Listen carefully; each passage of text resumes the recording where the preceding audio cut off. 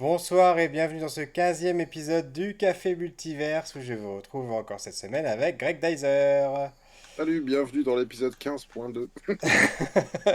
Comment ça va, 15.2, Rayep? ça va très bien. Je remercie Rachid qui est déjà venu en live avec nous et grâce à qui on a dû recommencer l'émission en tout cas parce que il s'est rendu compte qu'il n'y avait pas de son. Effectivement, j'avais fait une bêtise sur le son. Donc nous revoilà pour un épisode 15.2 sur l'attaque des titans. Merci Rachid Patlegan, qu'est-ce qu'on ferait sans lui? Voilà, voilà, voilà. Ah là là là là là là. C'est les aléas du direct, les aléas du direct. Ouais, Donc cette c'est- semaine, on va vous parler donc de l'animé L'Attaque des Titans, qui est un animé Mhm. qui a 9 ans déjà maintenant, qui en est à 4,5 saisons. On en reviendra sur, sur ce virgule 5 parce que j'y tiens. Je vous rappelle aussi donc le principe de l'émission. Greg et moi, chaque semaine, on regarde des films, des animés, des séries, on lit des BD, etc. Et on se retrouve pour en parler en direct avec vous. On ne s'est pas briefé avant, on ne sait pas du tout ce que l'on va dire. Voilà, on y va vraiment totalement cash. Oui, d'autant Et que finalement cet animé-là, ou l'Attaque des Titans d'une manière générale, on n'en a jamais vraiment parlé, toi et moi. oui, On sait même, qu'on va. voilà, même quand on s'est vu ou quand on s'est eu au téléphone, on n'a jamais abordé trop la question.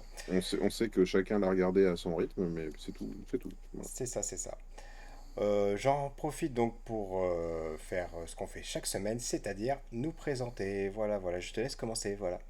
Ouais, donc ben, moi c'est Greg Deiser, je suis auteur de bande dessinée, illustrateur, et puis je fais aussi de la caricature en événementiel sur Lyon et ses environs et partout en France. Et toi, Riep? Et donc moi je suis responsable de la communication numérique dans une collectivité territoriale. Et derrière d'autres murs, j'ai été responsable des invités pour les festivals Japan Expo et Comic Con France. Voilà, voilà. Ça a l'air Donc, top. cette attaque des titans, comment es-tu venu à regarder cet animé? Outre le fait on a un historique de fans d'animation japonaise qui remonte au Club Dorothée. Oui, c'est vrai. Écoute, moi j'y suis pas venu facilement. À un moment donné, je vais te dire, la première rencontre pour moi avec l'Attaque des Titans, je me rappelle très bien, j'ai vu les DVD à Cash Express. Et je me suis dit, tiens, je connais pas cette série. Et c'est vrai que c'est une époque où, tu vois, c'était un peu une transition pour moi. J'avais plus la télé, mais il n'y avait pas encore les plateformes Netflix, tout ça. Donc, on va dire, j'ai acheté peut-être un petit peu moins d'animés où je me rangeais plutôt derrière les licences connues. Donc, je voyais bien quand même qu'il y avait ce truc-là qui était sorti. Et en me penchant un peu dessus, je sais plus si j'avais regardé le premier épisode ou feuilleté le premier tome du manga, mais je m'étais dit, c'était pas pour moi. Il y avait un côté, tu sais, un peu gore, de la violence explicite et même psychologique mêlée.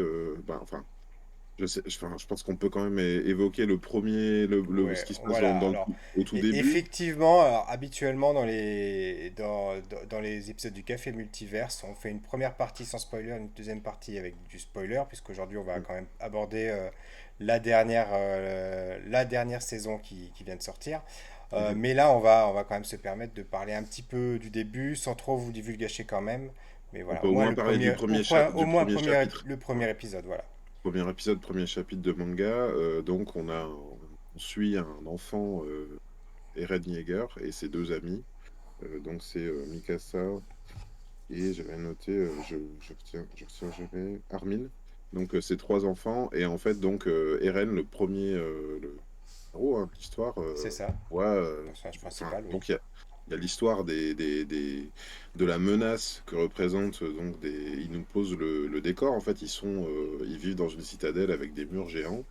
Euh, Ils craignent donc les titans, hein, des grandes créatures qui sont ultra violentes. Et donc, dans le premier épisode, Eren voit sa mère se faire dévorer devant ses yeux, se faire d'abord broyer, puis croquer, dévorer, dans une violence ultra explicite. Tout ça pour dire quoi? Tout ça pour dire que moi j'avais vu ça et je m'étais dit c'est trop pour moi. Pas dans le sens où je peux pas supporter la violence et pas dans le sens où je peux pas supporter que un protagoniste perde sa mère, mais j'avais trouvé que l'ensemble et la manière dont c'était fait explicitement de voir des humains se faire croquer, Je m'étais dit, mais et puis spécialement leurs proches, j'ai dit non mais là je trouve que c'est presque trop, tu vois. Ah, mais je suis tout à fait d'accord. Et écoute, moi, j'ai eu exactement le même ressenti que toi. Je ne sais Voilà. plus quand est-ce qu'on l'avait regardé avec Émilie, donc ma femme, le tout premier épisode. Mm, C'était il y a quelques années quand même en arrière, hein. mm, Je pense qu'il y avait que les deux premières saisons qui étaient sorties. Ou mhm, c'était peut-être même au début de la deuxième saison. On s'était dit, bon, ben, les gens parlent de l'attaque des Titans, on va regarder ce que ça donne. On s'est mis devant le mhm. premier épisode. On est sorti choqué, effectivement. Je veux dire, Ouais, ouais, ouais. la scène est d'une telle violence Mm. que Tu sais, tu peux pas ressortir indemne de ça, franchement. dans ce qu'on peut comparer, je sais que tu l'évoques pas mal, il y a Devilman, Ouais, mais ça se fait de manière assez progressive dans Devilman. Il y a le côté un peu démon, et quelque part, ce qui arrive d'assez tragique à certains protagonistes arrive tardivement dans l'histoire. c'est vrai. Et ça marque le coup. Là, c'est presque le début, tu vois, pour montrer la motivation du personnage d'Eren à vouloir se battre contre les titans. On lui montre ce qui va lui arriver de pire dans sa vie, c'est-à-dire sa mère qui se fait bouffer devant Et ses yeux, quoi. c'est plus qu'explicite, quoi. C'est-à-dire que c'est bien montré, hein. Bah, c'est-à-dire que les humains sont comme des cuisses de poulet qui se font ramasser comme ça par des titans semi. Qui ressemblent à des humains, qui sont un peu disgracieux d'ailleurs, hein, la manière dont ils sont dessinés, la manière dont ils bougent est quand Oui, même et ça pas. rajoute vraiment au malaise, je pense. Le fait Oui, qu'il dessiné, animé de cette façon, ça rajoute énormément au malaise. tout ça pour te dire que quand j'ai vu donc je sais plus si c'était le premier épisode ou le premier chapitre, pour moi c'était un grand non, vraiment. Pareil. Et j'ai vu la hype un peu se faire autour de la série, des gens qui commençaient à trouver ça culte, y compris des gamins en fait. C'est ça qui me. Tu sais, moi, comme je suis dessinateur, je fais pas mal d'interventions scolaires. Donc j'ai affaire à pas mal d'ados, tu vois, qui sont honnêtement plus à jour que moi. Petit aparté, par exemple, récemment, il y en a un qui m'a dit, je sais pas si vous connaissez ce très très vieux manga qui s'appelle Naruto. Alors que pour moi, Naruto, c'est récent, c'est moderne, tu vois, mais pour lui, de sa vie d'ado, c'était il y a très longtemps, Naruto, tu vois. Donc là, ouais, vraiment, je suis pas, on peut dire que je suis pas à jour et que je me mets à jour en fonction du public que je rencontre. Et je voyais des ados qui regardaient l'Attaque des Titans ou qui le lisaient. Et j'étais d'autant plus choqué de ça, en fait, tu vois, de me dire, mais en fait, ça tombe pas dans les bonnes mains. Un peu à la manière de Game of Thrones, tu vois. Si Mhm. je devais comparer en termes de violence explicite, tu vois, dans Game of Thrones, il y a pareil, alors, spoiler, dans la deuxième saison, à un moment donné, il y a des gamins qui se font noyer, massacrer, des bébés qui se font poignarder. Euh, faut quand même s'accrocher pour regarder ça. Et donc, ça avait été un grand nom, et ça a pris des années avant que je m'y remette, et il m'a fallu un énorme spoiler pour que j'y aille, moi. Quelqu'un Et, et qui ben parlait, et on là, en parlera je dans vais la te partie spoiler du coup. exactement, voilà. Et moi, c'est exactement, il s'est passé vraiment la même chose. C'est-à-dire que pendant Mhm, des années, j'ai pas voulu regarder parce que voilà, le premier épisode m'avait complètement refroidi, mais vraiment très profondément. mhm, J'avais un ami qui m'a dit, mais tu devrais insister, etc. Et de la même façon que toi, en fait, c'est mes neveux et nièces qui regardaient et qui ont mis du coup mes gamins. Et moi, je me suis dit, bon, écoute, s'il leur a dit de regarder, j'ai peut-être regardé aussi parce que, enfin, je veux savoir ce qu'ils vont regarder, tu vois. Je savais ouais, que mon grand était assez grand pour regarder ça, le second assez mature aussi par rapport à tout ça. Bon, ben, et je sais aussi qu'ils savent faire la part des choses, de se dire que si ça va trop loin, de faire marche arrière, tu vois. ouais, Et ouais. voilà. Et du coup, c'était l'été 2020. Voilà, je me souviens, c'était à l'été 2020. Du coup, Mhm, je me suis mis à tout regarder. D'un seul coup, j'ai regardé les trois saisons, en fait, mhm. avant que la quatrième n'arrive finalement. C'était D'accord. au prélude de l'arrivée de la quatrième saison. Je me suis dit, je vais tout me faire. Et Mhm, effectivement, passé le premier épisode difficile, mhm, quand on arrive vraiment à rentrer dans l'intrigue, on va dire vers le 5 6e épisode, quand on a une révélation importante, mhm. là, d'un seul coup, c'est vrai que les choses se décantent. Et plus tu avances, plus tu te dis, mais finalement, oui, je comprends l'intérêt que les gens ont pour cette série. Oui, je crois que c'est. Moi, tu vois, j'ai pris quelques notes avant qu'on démarre l'émission. Moi, j'ai noté le gros plus pour moi, au-delà effectivement, de la violence explicite, qui pour moi pose un problème hein, quand même, hein, même si je comprends l'intention. euh, c'est la narration, en fait. La grosse force, d'après moi. Au-delà, on peut parler de réalisation, tout ça. Moi, je trouve qu'il y a des choses qui sont assez inégales hein, dans la série. Oui, c'est vrai. Il y a des vraies performances d'animation. Bah, là, on est en train de voir les attaques, effectivement, de, des humains qui se battent donc avec leur équipement comme ça, qui se balancent tels des Spider-Man et qui se battent avec des grosses lames de cutter dans les mains. Il y a des fulgurances d'animation, ça c'est sûr. Il y a des choses en termes d'animation que je trouve extrêmement mauvaises, notamment sur l'intégration de la 3D dans les premières saisons. Enfin, par exemple, il y a souvent donc, des poursuites à cheval. Les chevaux sont modélisés en 3D, sont pas très bien modélisés en 3D, et puis on a vraiment l'impression qu'ils glissent sur le sol. Enfin, il y a des choses qui sont Oui, assez c'est ratées. pas Donc, comme enfin, tu dis. c'est pas, pour moi, c'est pas. Il y en a plein qui disent, waouh, l'animation et tout. Enfin, honnêtement, moi, je trouve que la série est vraiment assez inégale. Mais pour moi, le gros plus de la série et de fait du manga, même si j'ai pas tout lu, j'ai lu que 3 tomes, euh, c'est la narration et c'est la manière dont euh, l'auteur arrive à ménager un suspense. Et je suis partagé parce que je comprends que du coup, ça ait trouvé son public. Hein, c'est pas un accident, c'est évident qu'il y a il y a des choses qui sont très bien amenées et je comprends le succès que ça engendre. D'un autre côté, parfois, je suis un peu partagé à me dire comment on a pu laisser le truc paraître de cette façon-là ou comment les épisodes sortent des fois avec des choses un petit peu bancales dedans. Je suis très parfois étonné. Mais c'est vrai qu'une fois qu'on oublie un peu ça et qu'on est pris par la narration et par le suspense, parce que c'est ça, hein, quand tu dis, enfin, je crois on est un peu tous les deux pareils. C'est pas tout à fait au même moment que j'ai pris le truc. Moi, ça devait être au milieu de la troisième saison, entre les deux parties de la troisième saison. Mais une fois que t'es dedans, t'as envie de savoir, en fait. C'est de la série qui se suit. Il y a pas d'épisode filler. C'est vraiment du suspense, du suspense, du suspense. Et quelle va être la prochaine révélation et comment ça va se mettre en place et comment ça va se dénouer aussi. Oui, c'est ça. C'est-à-dire que ce qui est même incroyable, c'est de voir en fait tout ce qu'il y a au fur et à mesure qui se passe, les petites miettes de pain qui sont disséminées tout au Mmh. long des premiers épisodes, des premières saisons, qui sont expliquées bien plus tard, et Mmh. que tu ne vois pas du tout passer. À aucun moment tu peux imaginer la moitié de ce que ça va mener. Je reviens à ce Bah, que une tu fois dis. que Ouais. là où c'est fort, c'est qu'une fois que tu as les révélations, tu te dis: «Mais c'est en fait, oui, ça paraît évident maintenant», tu vois? Enfin, il y a des fois je sais pas, enfin, comment dire sans spoiler, mais il y a des fois, on se demande un peu, qui peut être, s'il y a une machination ou s'il y a un truc qui se passe, qui peut être, derrière, qui peut être responsable de ça, tu vois? Et puis, en fait, quand tu revois, moi, il m'a été donné de quand j'ai relu le manga, je me suis dit: «Mais oui, en fait, ça paraît assez évident», tu vois? Une fois que tu le sais, ça se voit. En fait, il y avait les indices, mais pourtant, dans le fil de la première lecture, tu le vois pas. Et même cette scène que je décrivais au début, donc, de comment Eren, on vient à vouloir combattre les titans, c'est quelque part à chaque saison, pour le format que je connais le mieux, donc la série, à chaque saison, ces mêmes événements, ils sont revus un peu sous un autre angle, à se dire, ah mais en fait, il se passait à ce moment-là, au-delà du drame qu'il vit, il se passait des trucs encore plus importants, et quelque part, chaque saison apporte sa nouvelle grille de lecture, et de fait, c'est Oui, assez et passionnant. elle donne envie en plus de revoir. Alors moi, je me suis pas infligé ça quand même, j'ai pas tout regardé parce que j'ai pas le temps malheureusement.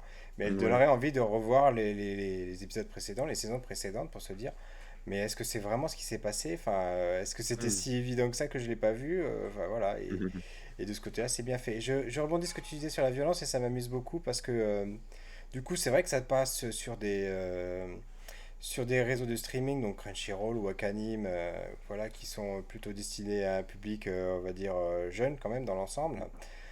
Je dis pas, je fais pas mon vieux con en disant ça, mais du coup, ça, ce qui se passe, c'est que là, pour le coup, les vieux cons, ils laissent leurs enfants regarder ça parce qu'ils se disent c'est un dessin animé, donc un dessin animé c'est pour les enfants. Et Tu autant crois? ils font, il y a eu tout un battage sur le phénomène Squid Game. Faut pas que les enfants regardent Squid Game, alors que bon, enfin, je sais pas si tu as vu la série. Ah, pour moi, je le mets sur le même plan, honnêtement. Il y a des choses difficiles, c'est vrai, mais enfin voilà, ça reste une série, on s'y attend, tu vois. Et là, du coup, bah, les gens, comme c'est un animé, oh bah c'est bon, les enfants ils peuvent regarder ça, c'est qu'un dessin animé après tout. Alors que bon, c'est quand même Écoute, moi, très très difficile. je peux te citer plusieurs anecdotes dans le sens soit je suis vraiment un vieux con, moi, et à me dire, bah oui, mais non, tu peux pas montrer une violence pareille à des ados, voire à des enfants, hein. Parce Je suis que d'accord pour le coup, je hein. vais te donner deux exemples.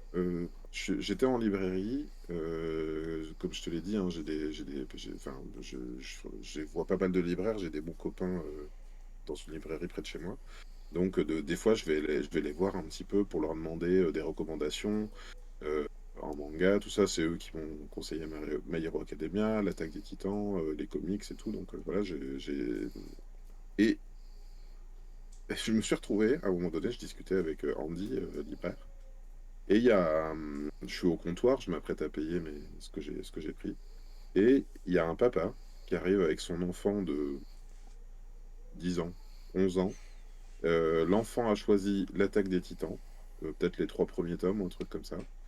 Et le papa, il dit, tu sais, d'un air de dire, il a même pas feuilleté, il sait pas ce qu'il y a dedans. Il fait, c'est de son âge, ça? Tu vois, un peu Ouais. même pédant hein, par rapport au libraire et tout. Et moi, conjointement avec le libraire, on lui a dit, ben, pas franchement. Et l'ado de se défendre, de dire, mais oui, mais moi, mais tous mes copains, ils l'ont lu. Donc pourquoi je serais bloqué? Mhm. Ouais, je comprends. Euh, c'est pareil, je sais plus, il faudrait que je demande à mon épouse qui est documentaliste dans les collèges et les lycées, mais il me semble que les collégiens, ils ont accès à l'attaque des Titans, je crois, dans les CDI. Donc, Ah, c'est vrai que c'est pas à mettre entre toutes les mains. Enfin, je veux dire, il y a du public c'est qui peut ne pas bien l'appréhender en tout cas, hein. J'essaye vraiment hein, j'ai un avis qui est pas tranché là-dessus. Par exemple, toi et moi, on a connu les Chevaliers du Zodiaque, On a connu Senseiya. Ken le Survivant. Oui, mais on était jeunes. Enfin, moi, je regardais ça, j'avais 9 ans, je sais pas Encore quel que âge l'animé t'avais. de Ken le Survivant, enfin, il y avait toute une mise en scène qui faisait que c'était très Ouais. explicite, mais on voyait pas le sang de rouge, on Il y voyait avait, pas, alors, voilà. ouais, c'est exactement ça. Il y avait des contre-jours. C'était, au lieu de voir effectivement des gerbes de sang, on voyait des gerbes de sang à contre-jour. On comprenait que ça se passait, on comprenait que c'était des corps qui explosaient, mais c'était pas, tu voyais pas quelqu'un se faire littéralement croquer de manière assez crue en fait. C'est ça le truc, c'est que littéralement, du coup, c'est quelqu'un qui se fait manger tout cru. C'était pas exactement comme ça. Et je parlais de Senseiya parce qu'il y avait quelques épisodes qui étaient très sanglants. Tu vois, je pense à Shiryu contre le dragon noir, tu vois, qui était là, qui se vidait de litres et de litres de sang. Ou bien Ikki contre le Capella, le chevalier Capella, et qui avec l'illusion où il se fait trancher la tête et l'autre qui se fait couper les mains. Après, Oui, voilà. d'ailleurs, un épisode qui Mais avait été censuré plus tard, hein, plus tard, oui, oui, ah non, oui, mais beaucoup plus tard. Et beaucoup plus tard. je me rappelle beaucoup de ça. Tout ceci était-il bien nécessaire? Mais quoi? J'ai pas vu. En fait, il s'est passé quoi? Et bref. Et là, donc, effectivement, il y a tout un public très jeune qui a accès à ça. Squid Game, c'est quand même, spoiler alerte, des headshots en permanence. Je veux dire, des C'est gens ça. qui se font tuer de manière la plus explicite qui soit. Et j'en viens à ma deuxième anecdote. J'étais en prestation de caricature pendant les fêtes de Noël. Tu sais, des fois, tu as des gamins comme ça, ils sourient pas trop. Alors moi, je leur dis, quand tu es à l'approche de Noël, tu dis, bah, tu vas voir quoi pour Noël? Et il y en a un gamin de 8 ans, qui me dit, ah, moi, j'ai tout Squid Game pour Noël. Et le père me dit, il est fan de Squid Game. Et je fais, mais vraiment, il Pardon? est fan de Squid Game? Et il dit, ouais, enfin, il connaît pas, mais il est fan. Et donc, il allait avoir une panoplie de costumes des Ah oui, quand gardes même. dans Squid Game, Ouais, bon, à 8 ans. bon. Et j'ai vu, du coup, j'ai vu des gamins jouer au parc. tu sais, d'un seul coup, ils se remettent à jouer à 1, 2, 3 soleil, mais en mode Squid Game, quoi. Genre, je te tape dessus. J'en profite pour faire un total hors sujet. Je m'excuse pour ceux qui nous regardent et qui nous écoutent, mais ça me fait penser à quelque chose d'assez amusant. C'est pareil, j'ai une histoire Ouais. relative à Squid Game. On a donc nous notre dernier qui est en CM2, donc au début d'année, le professeur dit à ses élèves, voilà, Squid Game, etc.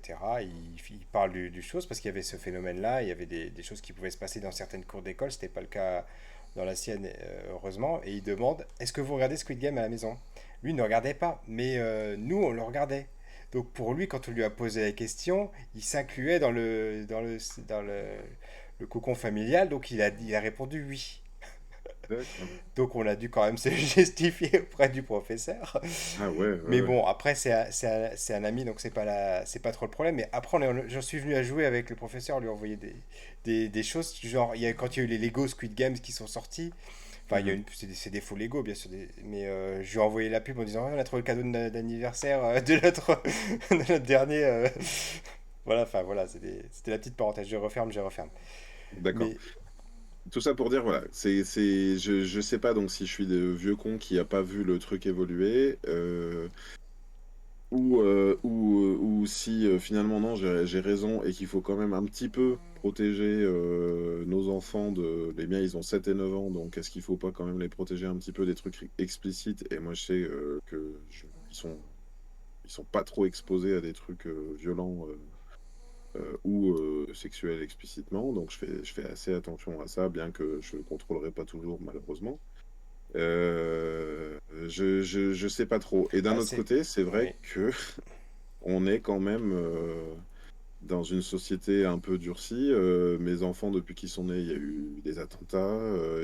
Des fois, on a dû des fois leur expliquer des trucs. Je me rappelle avoir été au McDo avec sur la télé en continu des images d'exécution d'otages.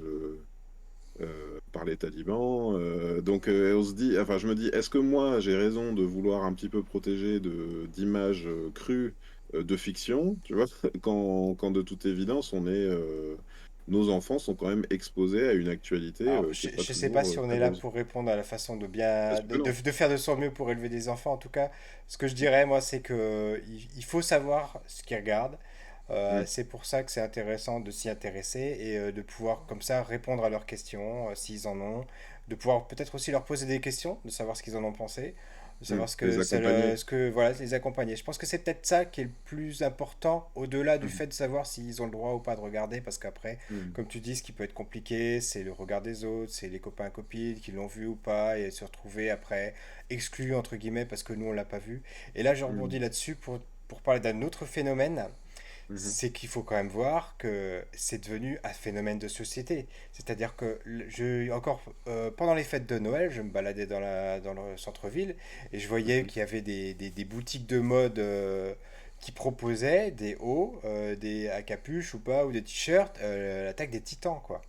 Donc je veux mm, dire, à notre époque, il y a 25 ans, mhm, enfin, on était les geeks, on était les otaku, on était ceux qu'il fallait pas fréquenter parce qu'ils regardaient des animés. Aujourd'hui, c'est l'inverse. Enfin, c'est quand même mm. absolument dingue ce phénomène. Oui, oui, t'as raison, oui, ça s'est vachement développé. Ouais. Et puis on Enfin, n'avait pas accès à tout ça, et on n'avait pas accès à tout ça, voilà. c'était pas autant mondialisé. Ouais. Mais maintenant, c'est devenu un vrai phénomène de société. La preuve, c'est que là, quand la nouvelle saison est arrivée, ça a fait encore cracher les serveurs comme la saison d'après. Mm, D'avant, pardon. Là, ça fait des jours et des jours que c'est en trending topics sur Twitter. Donc, on ne parle plus que de ça. Enfin, il y a des mèmes sur ça tout le temps. Tout le mm, monde connaît le salut d'Eren Yeager et de ses compagnons maintenant. Enfin, voilà. Et puis les gens écoutent, ça c'est mon petit plaisir personnel, les gens écoutent de la musique japonaise en boucle sans le savoir, ou plutôt sans vraiment s'en rendre compte, sans vraiment savoir ce qu'ils écoutent. Et voilà. Et ça c'est mm. aussi une des forces, je crois, de cet animé qui a des génériques très très puissants. Voilà. Oui, oui, c'est important de le dire, d'autant que on faisait partie de ceux qui avaient quand même qui étaient allés chercher par eux-mêmes ou par le biais de VHS un peu vendus sous le manteau ou des choses comme ça, Oui, des copies pirates made in voilà, Taïwan ou Hong des Kong ou je ne sais animés pas. avec les génériques originaux. Et encore aujourd'hui, ceux de notre génération, quand tu leur parles des génériques originaux, ils vont te dire ah ben non, le générique c'était Dragon Ball. Et tu Oui, fais c'était n'importe Ariane, c'était quoi. Bernard Minet, Ils, etc. ils Et restent, ils restent attachés à cette version, en fait. Ils connaissent pas. On en parlera d'ailleurs quand on fera la BD Goldorak. Quelque part, la BD Goldorak, elle est vachement ancrée dans l'animation, dans l'animé vu de la France, en fait. Nous, enfin, quand moi je parle un peu de Mazinger Z ou de Great Mazinger, les gens ils savent toujours pas de quoi il s'agit, en fait. C'est pas ce savoir qu'on a nous, un peu plus étoffé. Il a pas encore passé là l'attaque des Titans, effectivement. Il n'y a pas une boîte de prod qui a mis ses propres génériques français par-dessus. Une chanson de, je sais pas, de Benabar avec ou de n'importe qui, de Bernard Minet pour dire Eren Yeager est un héros, il va combattre le mal. Voilà, c'est à peu près ça, ouais. ce genre de Et il soupe. y a Rachid qui nous dit, rien ne vaut le manga avec les dessins d'Isayama. Est-ce que toi tu l'as lu le manga pour le coup? Alors j'ai lu les trois premiers tomes. C'est intéressant ce que tu dis, Rachid. Comme je le dis à chaque début d'épisode, je suis dessinateur, c'est ma profession. J'ai un avis assez tranché. Alors Tranché, c'est le cas. Euh, j'ai pas vu très loin. J'ai pas vu il paraît que ça devient très très beau. Euh, Honnêtement, pour moi, les premiers tomes du manga et les premiers chapitres, du moins ce que j'en ai lu, ça n'est pas du travail professionnel. Je, je, je vais le dire comme ça. Je suis même surpris donc j'ai regardé, hein, c'est donc Hajime Isayama, c'est édité chez Kodansha. Je suis très surpris du niveau du manga et du fait que ça a été publié. Parce que quand je lis un petit peu des mangas, ne serait-ce que Bakuman par exemple, qui parle de l'univers du manga, des auteurs qui font et qui refont des premiers chapitres, quand je vois les débuts d'Akira Toriyama et le nombre de fois qu'il a fait son premier chapitre des prémices de Dragon Ball avant de sortir le premier vrai chapitre de Dragon Ball, je me dis qu'est-ce qui s'est passé là pour que l'auteur soit publié, enfin le premier chapitre de cette série soit publié dans cet état-là. Je suis très J'avoue que très je n'ai pas surpris. la réponse. Alors autant j'aurais la réponse pour d'autres mangas du type One Punch Man où je sais que c'était un manga qui était publié en ligne et qui Oui, était en fait redessiné par quelqu'un d'autre par la suite parce que oui, l'auteur c'est ça. original lui en gros il savait faire des bonhommes bâtons quoi Mhm, si je mhm. caricature un petit peu mais du coup l'histoire elle avait plu et ça avait mené à ça. Mais là effectivement c'est l'auteur original dès le début avec les dessins qu'on lui connaît pour les premiers volumes quoi. Mhm.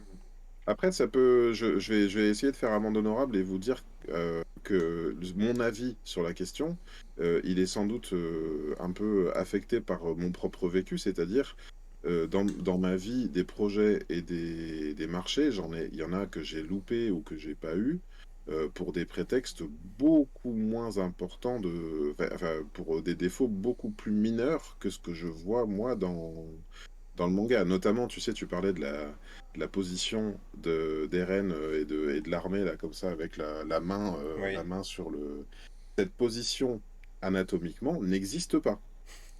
La manière dont elle est dessinée, elle ne fonctionne pas. Et là où moi, je suis d'autant plus choqué, c'est que ce truc qui tient pas debout, il est perpétué dans l'animé. Tu vois, Ouais. c'est-à-dire que enfin, encore une fois, hein, je veux pas paraître pédant, mais quand je regarde l'animé, il y a vraiment des moments où je me dis, mais non, mais ça tient pas debout en fait cette position. Donc pourquoi ils ont pas juste réétudié un peu le truc?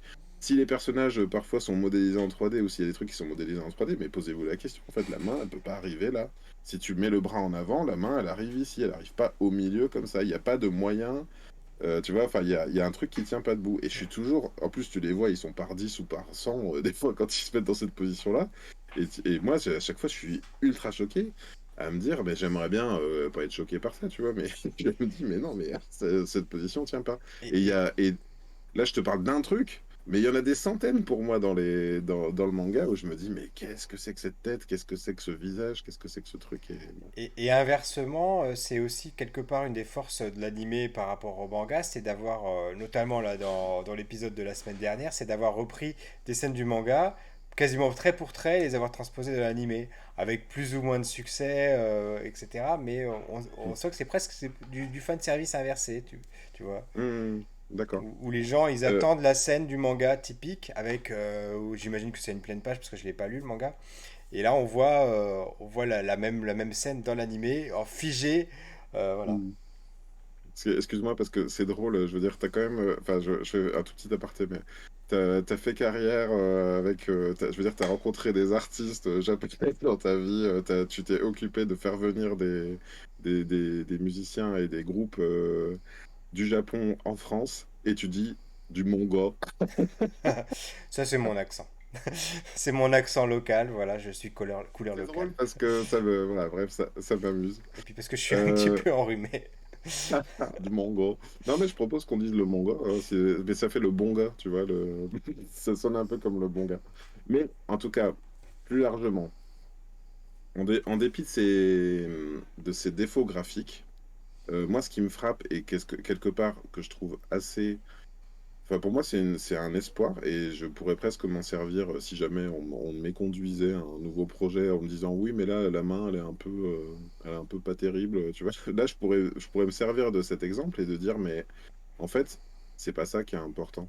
Récemment encore, j'ai un éditeur qui m'a dit sur un projet, il m'a dit ouais, mais faudrait quand même pousser le dessin un cran au-dessus, alors que justement, j'essayais de me libérer d'une forme de perfectionnisme que je peux avoir qui me ferait faire et refaire indéfiniment une anatomie incorrecte, une main, un machin, où du coup tu finis jamais ta BD parce que bah, tu passes ton temps à refaire des trucs qui sont déjà faits une première fois. Ben là, quelque part, ce manga-là, c'est la preuve, pour moi, elle est irréfutable, et pareil pour One Punch Man, que quelque chose peut avoir du succès du moment qu'il te raconte une histoire très bien. Le dessin, en fait, et la qualité du dessin est assez secondaire, du moment que ça te raconte une histoire valable et qui transporte les lecteurs. Oui, Je sais pas ce que tu complètement, en parce penses. qu'il y a énormément de séries qui sont très bien réalisées, propres, etc., et qui ont Mm, vraiment aucun intérêt. Enfin, tu les regardes, au bout du deuxième épisode, tu décroches déjà parce il y a rien à raconter, hein, en fait. mm. Et Ouais, moi, j'irais même plus loin, je dirais que c'est. On est. Il y a pas. Enfin, il y a les codes de l'animé, mhm. mais c'est pas vraiment un animé ordinaire. J'arrive pas à le classer dans une seule. Enfin, dans une catégorie. Je sais pas ce que t'en penses. Mais c'est hyper feuilletonnant en fait. C'est-à-dire que on te raconte une histoire qui se déroule avec une fresque en fait. Vraiment, tu vois, quand on cherchait le titre de l'émission, on en est arrivé à fresque. Parce que ça te parle de la guerre aussi, hein. Ça te parle d'une guerre qui est vraisemblable, qui n'est pas la guerre qu'on connaît, mais qui fait quand même écho à notre histoire. Je veux dire, qui est un truc aujourd'hui qui marche autant que ça, euh, qui parle de peuples qui veulent s'enfermer autour de murs pour se protéger d'un ennemi extérieur. Je veux dire, ça fait quand même écho à notre histoire actuelle.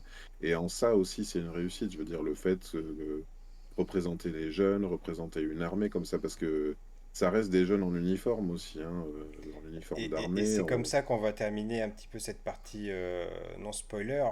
Si vous Ouais. ne l'avez pas encore vu et que vous voulez regarder, on va vous donner du coup bah, notre impression, Mhm. sans divulgacher, mais c'est vraiment il y a une intrigue politique derrière. Alors au-delà du fait qu'il y a du fantastique, évidemment, dont on vous parlera pas là, sauf si vous après vous restez avec nous pour la partie spoiler. Mais Mhm. il y a une partie fantastique, mais c'est presque qu'une excuse finalement au déroulement de tout ce qui se passe quoi derrière.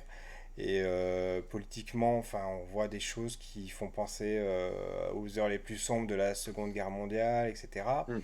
Et voilà, donc ça fait c'est vraiment quelque chose à voir. Et si vous ne deviez regarder, j'ai envie de vous dire qu'une seule série animée, je parle pas des films parce que les films, il y a Ghibli, c'est encore autre chose.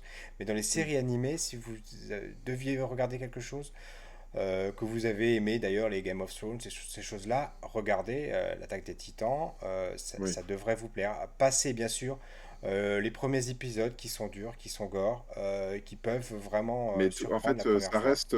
Enfin, en fait, je vais te dire, pour moi, c'est pas que les premiers épisodes qui sont gore. Mais C'est, c'est-à-dire c'est, qu'après on s'habitue, on comprend, mais c'est voilà. ça qui est fou, tu vois, pour moi. C'est ça qui est complètement fou, c'est qu'on s'habitue, en fait.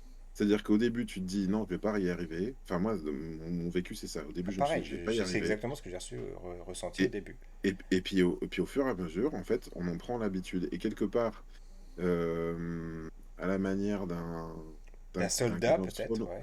ou peut-être, mais je pensais, j'essaye de chercher comme ça. Il y avait Game of Thrones et puis il y avait d'autres. Quelque part, il y a des séries comme ça qui au début tu te dis mais c'est horrible et puis au bout d'un moment ça banalise un petit peu la violence. Et ça me pose beaucoup de questions d'ailleurs. Il y a des trucs où vraiment, enfin, là par exemple on voit hein, les coups de cutter, enfin les coups de lame dans la nuque. Il y a autre chose aussi. Il y a autre chose dont voilà, on voit là comme ça derrière, on voit une sorte de titans beaucoup plus grands que les autres, c'est des écorchés. Ouais. Tu vois, et ça aussi, c'est quand même, l'écorché pour moi, c'est quand même la figure de l'horreur. Tu vois, c'est des trucs qui pour moi n'avaient pas leur place dans quelque chose de grand public. Et là, donc, on a des titans qui ont vraiment le corps d'écorché, c'est-à-dire qu'on dirait des corps humains, un peu plus, avec beaucoup plus de dents, des muscles peut-être pas exactement comme les humains, et puis ben, comme si tu avais arraché la Ouais, et peau, quoi. puis, et Et même dans leur comportement, dans leur attitude, dans leur regard, il y a un mm. côté horreur. Vraiment, ce qu'on Oui. retrouve dans les films d'horreur, d'ailleurs dans les films d'horreur japonais du type Ring, etc. Une Mm. vision de l'horreur qui est typique et qu'on retrouve pas forcément en Occident d'ailleurs. Et puis une violence aveugle. Ouais. C'est-à-dire que c'est ça, il y a des personnages humains avec leurs états d'âme qui ont affaire à une violence aveugle. Et en un sens, on peut le comprendre. Je pense que c'est une œuvre qui dépeint sans doute de la manière la plus juste qui soit.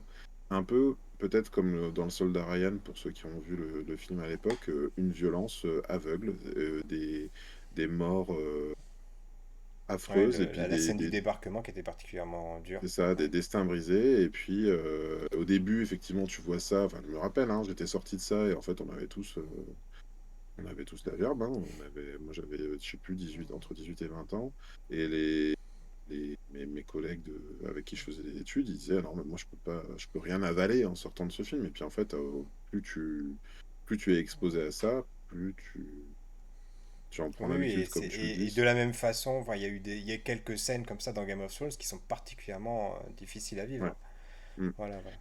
Mais même si je devais encore comparer dans le bon sens du terme, je pense que la structure de l'Attaque des Titans est meilleure que l'adaptation de Game of Thrones. J'ai pas lu les romans, mais je trouve que l'adaptation en saison de Game of Thrones, elle a ses défauts. On peut aussi en parler pour la dernière saison que beaucoup de gens trouvent assez, Oui, assez elle mauvaise. a probablement gâché l'ensemble de la série, effectivement. Ben, je pense que c'est une série que j'aurais pu aimer revoir, tu sais, de temps en temps, me refaire toutes les saisons. Là, c'est pas possible. C'est vrai que il y a un côté, t'as plus envie de suivre personne, en fait, c'est ça. C'est ça, ouais. Alors que, alors que je crois que l'Attaque des Titans, c'est un peu l'inverse. Ils arrivent à quelque part te donner envie de suivre tout le monde et pas forcément prendre parti. Encore que la série n'est pas terminée. Je ne Oui, sais pas comment elle se termine. J'ai réussi à éviter tous les spoilers du manga. c'est ça. Et on en parlera probablement lors d'une prochaine émission. Quand la série sera terminée, on fera le point sur cette nouvelle saison. Et je te propose tout de suite de passer à la partie spoiler.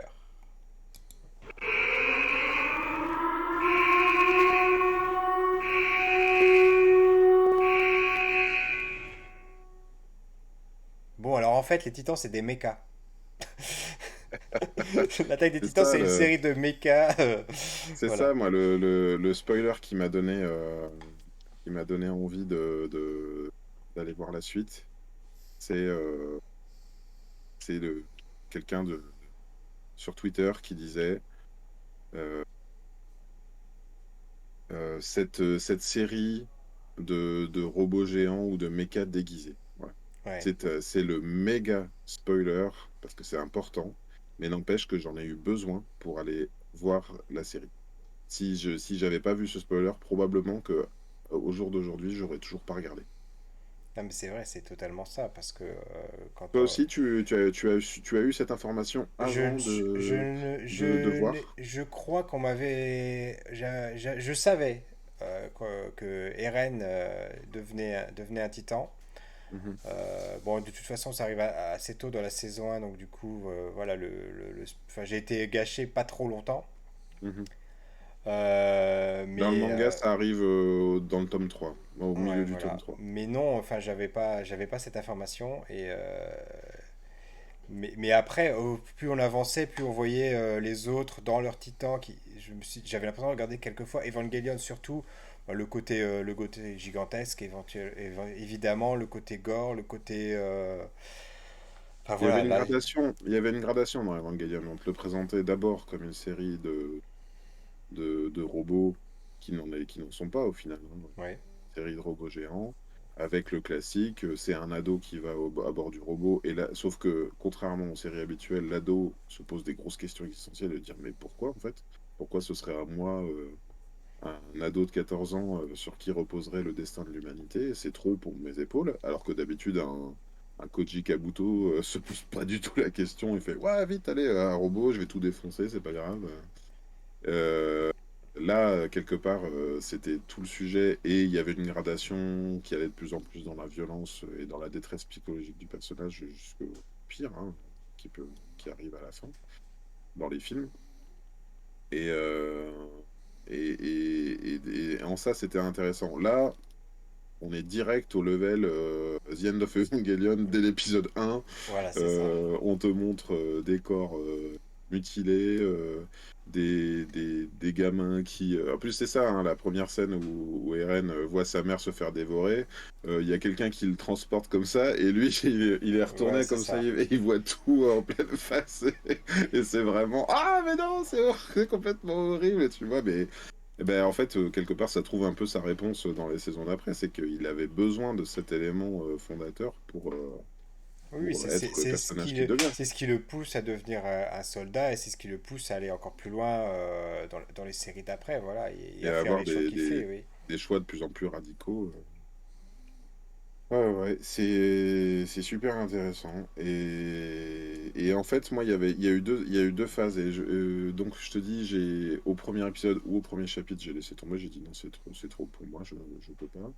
Et ensuite, je crois, donc j'ai eu le spoiler, je me suis repenché dedans et je crois que c'était à la faveur des droits sur Netflix.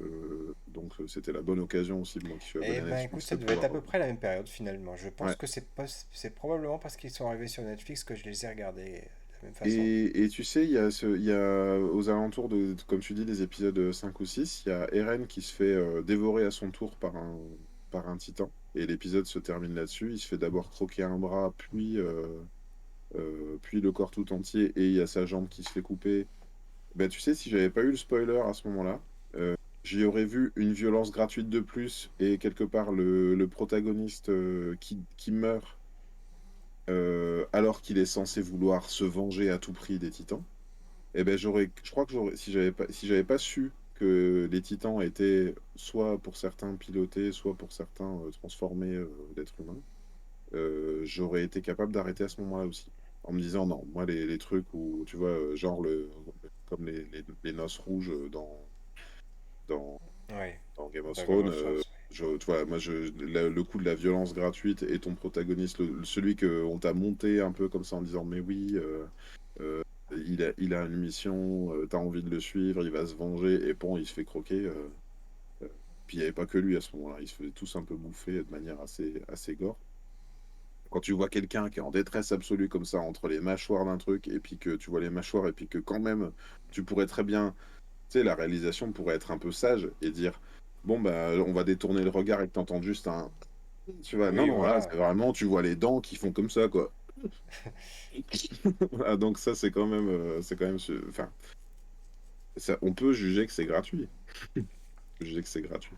Et en même temps, bah Et, oui, et quelque part, est-ce que c'est pas une interprétation des horreurs de la guerre? Parce que même si dans les premières parties, dans les premières saisons, ils font la guerre à personne à part aux titans, hmm, après c'est le cas dans les dernières saisons. Et là, hmm, on est plus dans le symbolique, on est dans l'explicite. Et hmm, on a des rébellions, etc. On en apprend plus sur pourquoi les gens vivent dans des murs, on en apprend plus sur les motivations de chacun. Et il y a forcément ce parallèle qu'on voit qui saute aux yeux avec l'extermination, avec l'Holocauste. Mhm. Enfin voilà, qui est criant, quoi. Mhm. Et il y a ça, et puis je pense il y a aussi qu'on a été formaté beaucoup. On a été formaté par Hollywood quand quelqu'un se faisait tuer par une balle dans la tête, même un méchant, tu vois, souvent c'était Salvatore, et puis il avait ce petit trou noir là, comme ça, tu sais, avec la petite goutte de Mm. sang. Tu vois, même quand le personnage il est par terre, la goutte de sang, elle va droit vers son nez, elle va pas sur le côté. Tu vois, des petits subterfuges de maquillage, des habitudes comme ça. Alors que bah, une balle dans la tête, ça fait pas ça. Une balle dans la tête, ça Non. fait exploser le crâne Demandez et à ça fait, Kennedy, ça fait pas ça. voilà, un peu Tarantino, tu sais. Enfin, Ouais, moi, j'avais ouais. déjà eu un choc à l'époque avec Tarantino comme ça, tu vois. Les premiers Tarantino, je me rappelle, c'est toi qui m'avais parlé de Reservoir Dogs, où vous voyez des pubs dans les magazines, du DVD ou de la VHS de Reservoir Dogs qui sortait. Et puis toi, tu m'avais fait voir Pulp Fiction. Tu sais, il y a à côté déjà violence explicite Bien sûr, ouais, ouais. dans Pulp Fiction. Et t'es pas habitué à ça, en fait, quand tu vois ça. T'es pas habitué à ce que John Travolta se fasse... bon, pardon, spoiler alert, mais à ce qu'il se fasse buter froidement comme ça en sortant des toilettes.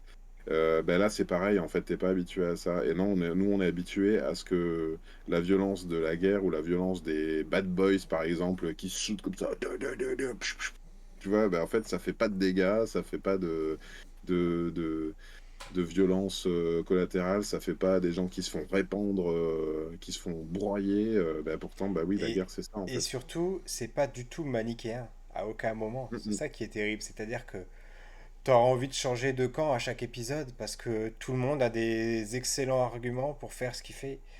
Bon, alors, bien sûr, il y a toujours ceux qui vont trop loin, qui profitent de la situation et qui sont des salauds et qui auraient été des salauds quel que soit leur camp. Mais la petite gamine qui part en guerre, d'ailleurs, c'est ça qui est très perturbant dans le début de la saison 4. Tu sais pas quel personnage tu suis, tu sais pas pourquoi tu les suis, tu sais pas qu'est-ce qu'ils font là. Mm. Et finalement, bah, ça te montre l'autre côté du miroir, l'autre face de la pièce, et c'est terrible. Ben, c'est-à-dire qu'au début, effectivement, le postulat, il est simple.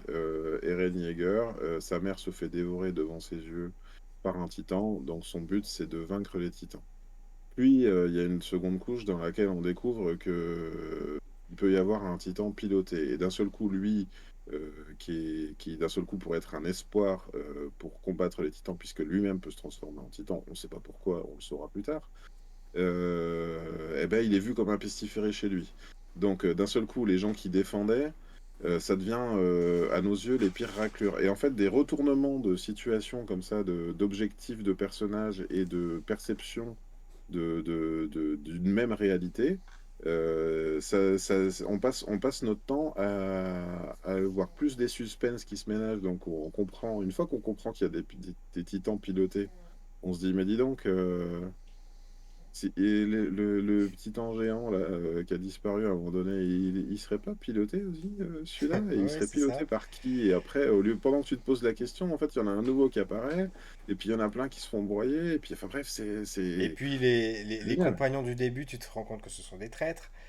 Et, Il y en a, euh, ouais, ouais. et là, t'es complètement paumé. Enfin, là, toutes les valeurs, justement, comme tu disais, qu'on a l'habitude avec Hollywood, le cinéma américain manichéen, là, elles partent Mm, en éclats. Bon, même si on n'est pas forcément, j'imagine, un peu moins sensible à ça, on est un peu rodé depuis des années, mais là, c'est vraiment poussé à son paroxysme, quoi. Je crois que c'est ça, au-delà de la lecture de la guerre aussi, qui est une vraie réussite. Bon, là, on est vraiment dans la catégorie spoiler, mais il y a aussi l'aspect who done it, tu sais, Ouais. d'enquête de qui a fait quoi. Ouais, j'ai fait exprès, j'ai noté tous les noms donc tu sais, donc il y a Eren, Mikasa et Armin qui rentrent dans l'armée. Je vais te les lire parce que j'étais effaré de voir que dès les premiers chapitres, quand ils intègrent l'armée, ils sont en groupe. Je te lis. Ouais. Mikasa, Reiner, Bertolt, Annie, Eren, Jean, Marco, Connie, Sacha, Krista et Armin. Ils sont tous là, dans un mouchoir de poche au début. Tous les personnages qui sont encore en saison 4, moins certains, mais Tu Moins vois? en forme, certains. Tous les personnages centraux sont là dès le début, c'est-à-dire que, et là pour moi, tu vois, j'étais assez critique sur le style graphique, mais là, pour moi, c'est une masterpiece de montage de scénario et de suspense. Ils sont tous là. Alors que moi, tu sais, j'avais une impression générale je savais pas les noms de tout le monde, tu vois, Ouais, ça c'est très perturbant, oui.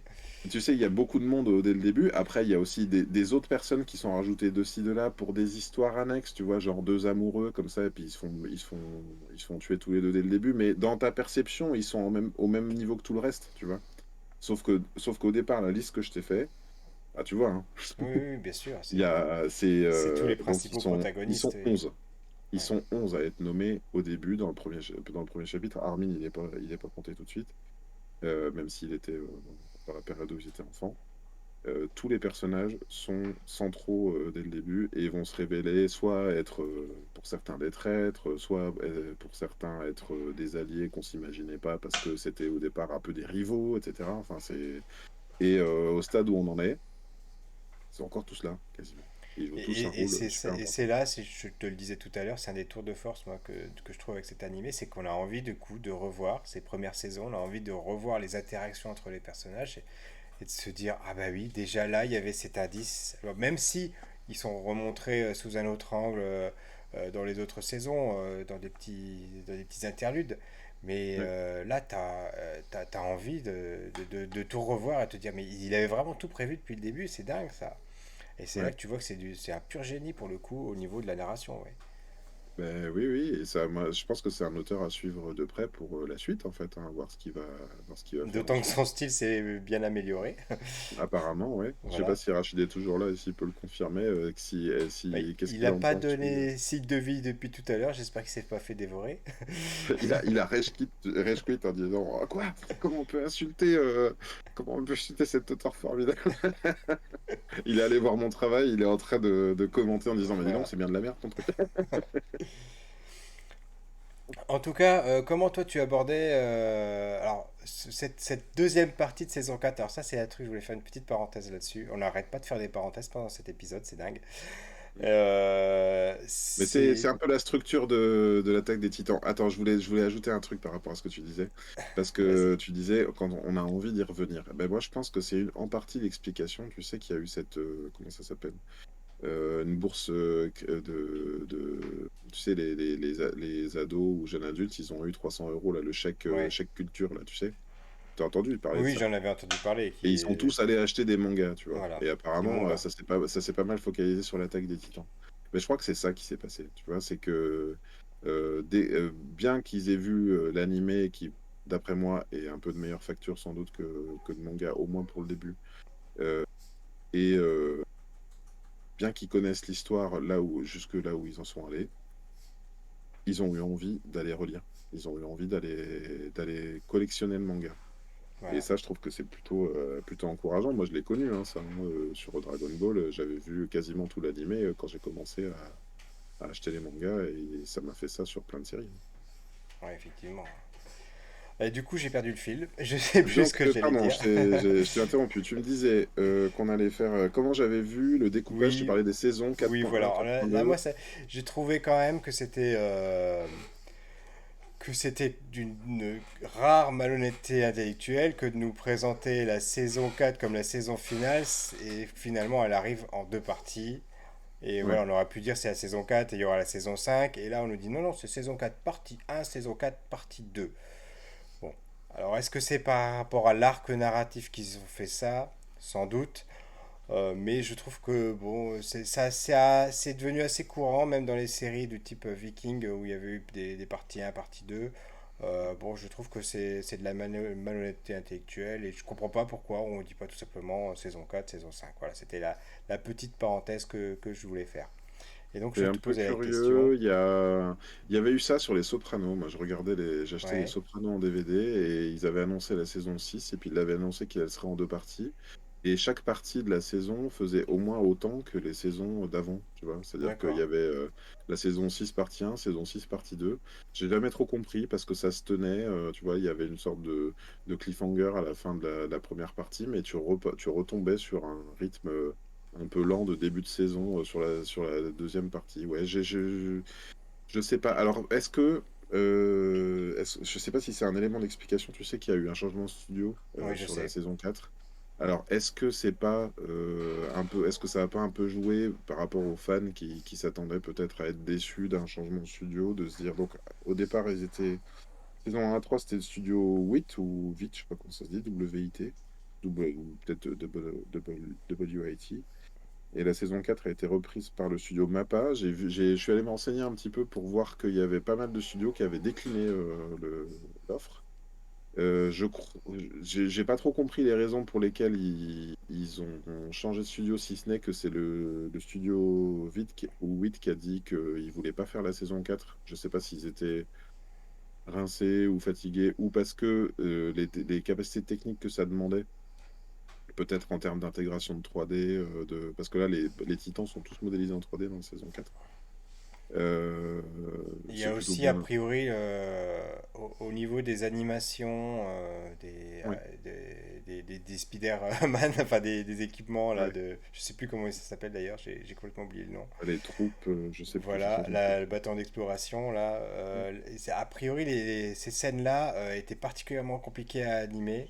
Et Mm. dans les premières saisons, ça a été très difficile pour le premier studio. Voilà, sur certaines scènes. C'est pour ça que déjà à l'époque, il y avait eu des changements.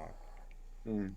Bah, notamment le Rivail, là. Ouais, Lui, et il donne. il y a autre chose qui est assez amusant quand même à noter, c'est que c'est une série, comme je te disais au début d'émission, qui a 9 ans et Ouais. qui n'a que 4 saisons et demie, allez on va dire 5, on est gentil. Mm. Et ce qui veut dire qu'il y a eu quand même des trous pendant longtemps. Il y a eu Ouais, à un moment, les fans se sont demandé s'il y aurait vraiment une saison 3, s'il y aurait vraiment une saison 4.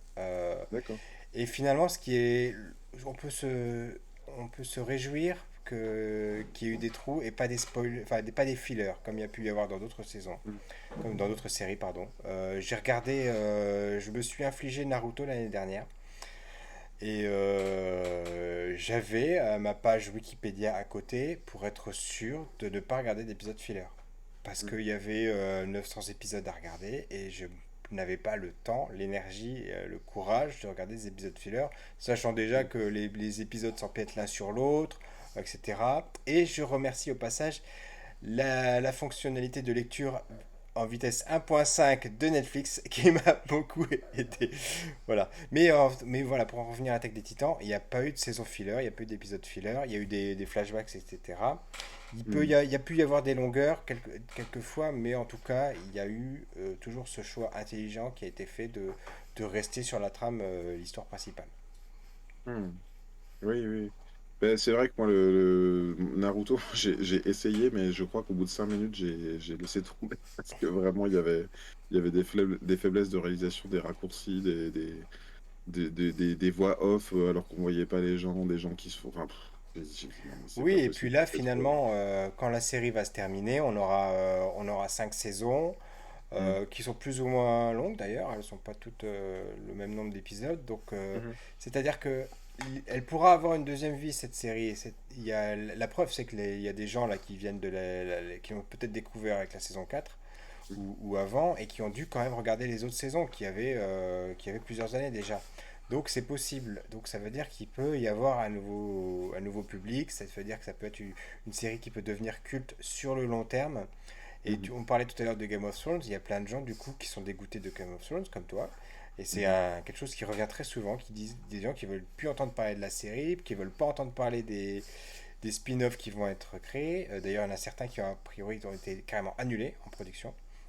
D'accord. Et du coup, la série, bah, elle retombe comme un soufflet.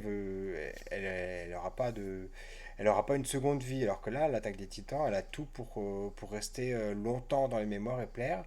Et c'est Mm. là que je pose la question très sérieusement. Est-ce qu'une série comme One Piece, elle pourra se permettre ce luxe? Elle vient de passer les 1000 épisodes. Mm. Je n'enlève aucunement les qualités que peut avoir cette série ou ce manga.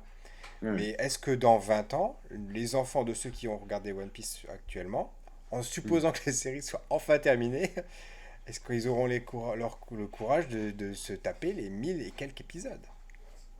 Ah ouais, ça pose question. Déjà, il y aura Après, 100 mangas. Est-ce qu'on lit 100 mangas? mm. Bon, voilà. C'est, moi, je pense, honnêtement, je pense que One Piece n'aura pas le même, la même continuité, même s'il y aura un rayonnement parce que c'est cette série, parce que les personnages sont connus, etc. Mais voilà, il y aura pas. Je pense que c'est gâché toute seule. Je me suis arrêté tôt dans One Piece, mais je pense que quand ils vont découvrir que le One Piece, en fait, c'est l'amitié, Voilà, c'est ça. le pouvoir de l'amitié. C'est ça. Alors que on le sait, on l'a tous compris depuis le 10e volume. C'est ça, non, bah écoute, je sais pas. Non, là, c'est sûr on n'est pas dans la même catégorie d'œuvres. On compare à Evangelion. Evangelion, c'est un peu plus particulier parce que c'était quelque chose qui avait vocation à ne faire qu'une seule saison. C'est un format que j'apprécie pas mal. La question que je me posais je pense que, enfin, d'après ce que je vois, l'Attaque des Titans a quand même eu une diffusion télé avec un épisode par semaine à un moment donné ou pas? Là, je ne saurais pas te dire. Je ne saurais pas répondre à cette question. Je regardais donc première diffusion 7 avril 2013 jusqu'à 29 septembre 2013, donc je suppose en 25 épisodes que c'est ça, ça devait être 25 semaines d'affilée. Bah si, de toute façon, je le vois sur la chaîne MBS, enfin, Tokyo Onyx TVH, donc il y a eu pas plusieurs diffusions. En tout cas, ce que j'en vois, moi, c'est que on parlait de format la dernière fois, tu sais, je sais plus à quel propos, mais sur le fait que les séries puissent être courtes, par exemple 10 épisodes, et que on parlait des premières séries Netflix Ouais. concernant Marvel, tu vois, qui semblaient un peu longues, d'une vingtaine ou 25 épisodes, je sais plus, et que ça semblait trop, tu vois, pour raconter pas grand-chose. Là, j'ai l'impression qu'on est dans un rythme un peu plus tenu. Oui, Je oui, pense oui. pas avoir regardé un seul épisode de l'Attaque des Titans en me disant, oui, bon, celui-là, il était dispensable. Tu vois, il y avait toujours un élément de compréhension. C'est pas la même série, effectivement, dans laquelle ils auraient rajouté du filler de, je sais pas, la énième expédition du groupe qui va à l'extérieur et puis qui va découvrir un village, qui rencontre des habitants lambda du village qui se font quand même tuer et puis qui rentrent chez eux une fois de plus en disant, ah, bah, aujourd'hui, c'était une mauvaise mission, mais demain, on fera mieux. Voilà, ça, ce serait hyper désagréable et c'est pas ça, en Non, fait. bien sûr. Euh, Là, c'est monté, il y a une intrigue, on nous dispense un petit peu. Enfin, de toute façon, toi et moi, je crois qu'on a eu le même rapport, c'est on a regardé plusieurs épisodes d'affilée. Là, la quatrième saison, la première partie de la quatrième saison, donc la saison 4, je te rejoins hein, sur l'analyse des saisons 4, saison 5. Je l'ai regardé. Enfin, bon, il se trouve que j'étais un petit peu malade et je crois que je l'ai regardé en une journée ou en une journée et demie Alors, nous, peut-être. on l'avait regardé, c'est vrai, épisode par épisode. Chaque semaine, on regardait avec les garçons. Là, on regarde à nouveau. D'accord. Mm. Bah, parce que c'est une série auquel ils tiennent. C'est une série, c'est une des rares séries qui nous réunit tous les quatre. Ouais. Voilà. Et bon, et pourtant, comme tu dis, c'est une série difficile, mais même enfin, le plus jeune, il est très attaché aux personnages. Donc, Mm. des personnages comme Mikasa, etc., comme Sacha, Mm. voilà. Il est très attaché, donc ça le fait plaisir de regarder ça, de le partager avec ses grands frères, même si il n'est pas forcément plus que ça. Par exemple, tu vois, il n'a pas regardé Hawkeye avec nous, tu vois, ça lui a pas plu plus que ça. D'accord.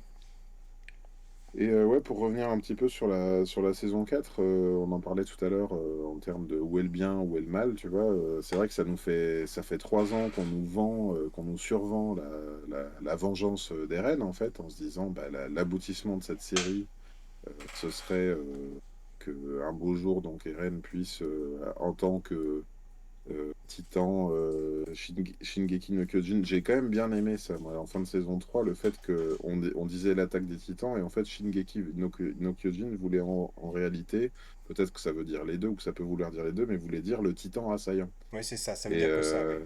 voilà. Et donc on se dit, il y a une espèce de fin heureuse comme ça, où ils découvrent la mer pour la première fois, parce qu'ils ont passé le dernier stade, le dernier mur qui leur donnait pas accès au truc. Et au lieu de voir la suite, c'est-à-dire eux euh, qui traversent l'océan pour aller enfin botter le cul de ceux qui leur envoient des titans, les méchants qui leur envoient des titans, et à cause de qui lui, sa mère s'est fait bouffer. Eh ben, change complètement le point de vue et on voit ce qui se passe sur l'autre continent et pourquoi eux, en fait, depuis tout ce temps, ils s'organisent comme ça et qu'ils se battent avec des titans contre des menaces différentes et comment ils essayent de faire enfin régner la paix dans ce pays complètement en guerre. Et il nous montre des nouveaux protagonistes. C'était presque une nouvelle saison hein, pour Ah mais moi. Je sais pas comment complètement, tu l'as oui. vécu. Et je l'ai vécu Euh, exactement comme ça. Je l'ai vécu. Moi, la façon dont je l'ai compris, c'est on va vous montrer que non seulement c'est pas manichéen, parce qu'on va vous montrer le point de vue de l'autre camp. Vous allez adorer l'autre camp hmm. et vous ne saurez plus qui choisir, vous saurez plus qui croire, vous saurez plus qui soutenir et voilà, vous serez totalement paumé. Et moi, je suis totalement paumé. Ben, au stade où voilà, moi au stade où on en est de l'animé, effectivement, je ne sais plus qui suivre. Je suis ni pour les uns ni pour les autres. J'aimerais qu'il y ait une divinité qui tombe du ciel pour leur dire non mais finalement battez-vous pas. Vous pouvez tous, tu vois, grâce au One Piece, le pouvoir de l'amitié, vous pouvez tous devenir des amis. Serrez-vous la main parce que tu as envie. Et grâce au Et, chevalier et, de l'espoir, on va pouvoir et aller je de trouve ça l'avant. je trouve ça super intéressant quelque part parce que ça nous pose nous en tant que spectateurs d'un conflit armé à coups de titan ou à coups de lame de cutter, qui va gagner. Et en fait, c'est ça que tu regardes et tu es un peu impuissant et tu te dis, mais c'est presque même pas important. Et tu serres juste un peu les dents en te disant, j'ai pas envie de trop souffrir. J'ai pas envie de m'attacher, mais en même temps, les personnages sont attachants. Qu'est-ce que c'est dur, mais qu'est-ce que c'est dur, mais qu'est-ce que c'est dur. Voilà, c'est ça que je me dis à chaque épisode maintenant. Et comment ils doivent se sentir tous. Et Et, ils ont chacun des bonnes raisons de se et détester. pour Enfin, finir cette émission, est-ce que j'oserais te poser les questions? Comment imagines-tu que ça va se terminer? eh ben, j'en suis là, moi je ne sais pas. Tu t'es Je- même je- pas, t'as pas essayé de te faire des scénarios? Tu t'empêches de faire des scénarios sur la fin? Je te posais une ouais, colle. j'arrive à être. Non, je réfléchis, mais j'arrive à être spectateur. Là, je suis un peu suspendu là où on en est Donc Eren qui vient littéralement de chier sur ses deux meilleurs amis et de leur taper dans la tronche pour et est-ce que ça fait partie de son plan à ce moment-là de se faire détester, tu vois, j'en suis là, je suis un peu suspendu à est-ce que Eren a raison, est-ce qu'il a une motivation cachée. Euh, c'est voilà, non, je sais pas comment ça va se terminer. Et en fait, à ce stade, là, je mets ma casquette d'auteur de 2 minutes. Je crois que je serais complètement paumé si je devais décider de la fin de cette histoire. Tu vois, je me dirais, oui, mais si je fais ça, en fait, les amateurs de eux, ils vont se dire que c'est pas juste. Je crois que de toute façon, j'essaye de faire le Quelle deuil que du soit fait la que fin, quelle que soit la fin, elle fera des déçus, ça c'est évident pour moi. non, mais à la fois des déçus, mais là, je parle vraiment en empathie envers les personnages. Je serais triste pour quelqu'un à la fin, Ouais. tu vois. C'est ça que je me dis, en fait. Je vais forcément être. Et donc, en ça, je trouve que la série est une vraie réussite. Et du coup, en ce qui me concerne, bah, pour moi, je vois que deux choses possibles. Après, je me trompe peut-être. Peut-être qu'ils arriveront Mhm. vraiment à nous surprendre avec la fin, mais soit ça va être une fin apocalyptique, voilà, Mhm. allez, Evangelion, soit ce sera une fin, j'ai envie de dire, molle, mais dans le sens fin de guerre, tu vois, que de la même façon que la Première Guerre ou la Seconde Guerre mondiale se sont arrêtées, les guerres se sont arrêtées, mais la vie a continué, les gens ont été obligés de se faire la paix d'une façon ou d'une autre, de coexister, Mhm. etc. Et Mhm. ça pourrait être une des options, quoi. Ça pourrait La, être que- la un question que je me retournement. pose, tel qu'il pose le plan de RN, tu sais, d'arriver à une situation en essayant de doubler un tout petit peu tout le monde parce qu'ils s'aperçoivent qu'il y a des rebelles d'un côté et qui font la guerre aux autres de l'autre côté. Et ils disent, on peut, grâce à son plan et à ce qu'ils s'imaginent de ce que son plan va être, on va pouvoir avoir la paix pendant 50 ans. Et j'espère que c'est pas qu'on va pas avoir droit à une fin qui va nous donner une génération 2 tu vois, avec de nouveau des drames 50 ans plus tard. Peut-être que c'est ça qu'ils vont faire, laisser une porte ouverte à un prochain conflit, un peu à la, à la fin comme la fin de Matrix 3 tu vois, le côté, bon, on arrive à un statu quo, grâce au Voilà. sacrifice, on va Mhm. pouvoir rester comme ça, mais peut-être qu'un jour ça va merder à nouveau, eh ben, on verra bien. Je sais pas si j'aimerais vraiment cette fin. S'ils nous refont une fin en mode tout le monde est mort sauf deux et puis ça devient les nouveaux Adam et Ève, là je casse ma télé. Oui, on regardera plus. C'est bon, ah là non, pas que ça m'ait dérangé, enfin ça m'a dérangé forcément, mais je m'y suis fait, on va dire, pour ce à quoi je pense là tout de suite. Mais le côté, enfin, faudrait pas que ce soit que ça devienne la porte de Oui, sortie à chaque fois. c'est la fin facile, celle-ci, hein. C'est un peu la fin sans prise de risque, la fin reboot, la fin remise à zéro, voilà. Mhm. Après, moi, c'est vrai qu'il y a eu des moments dans la série où j'étais un petit peu suspendu. Tu sais, on a un des personnages. Attends, je vais essayer de retrouver son nom. C'est lequel? Et ce sera ton C'est... mot de la fin avant Ah, qu'on d'accord. termine, pour pas Ça doit faire une être émission Marco. beaucoup Tu vois trop qui c'est, longue. Marco? Marco, c'est celui qui Oui, a le je crâne vois, oui. rasé un petit peu. Ouais, ouais. Tu sais, à un moment donné, il voit un titan et puis il pense que c'est sa mère qui a été transformée. Tu vois ce que Oui, je veux oui, dire? oui, Il a oui, un doute. elle est dure cette scène, ouais.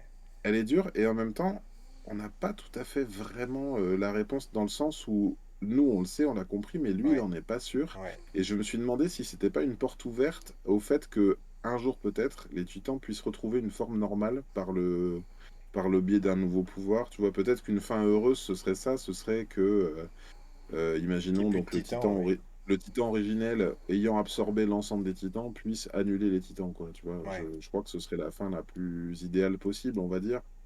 Et Euh, est-ce qu'une happy end est possible? Bah, de toute façon, je crois que la série, elle est tellement crue. euh, il y a le titan féminin, je crois, c'est ça. Je pense Ouais. qu'elle va bien revenir à un moment donné, elle, vu qu'ils l'ont pas congelée, entre guillemets, pour rien. Je,